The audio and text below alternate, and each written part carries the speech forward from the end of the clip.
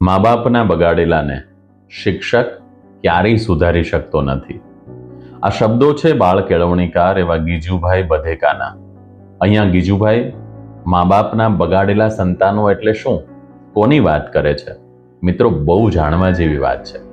અહીંયા એવા સંતાનો કે જેના ઉછેરમાં માતા પિતા સહેજ પણ બાળકને મથામણનો અનુભવ થવા દેતા નથી. બાળક જે માગે છે તે બધું જ મળી જાય છે.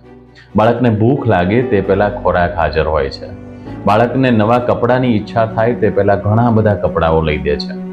અહીંયા માતા પિતા બાળકનું હેલિકોપ્ટર પેરેન્ટિંગ કરે છે. સતત બાળકની માથે મંડરાયા કરે છે હેલિકોપ્ટરની જેમ. અને પરિણામે માતા પિતા જે વધારે પડતો લાડ પ્યાર કરે છે એ સાચા અર્થમાં તો બાળક ઉપર થતો અત્યાચાર છે.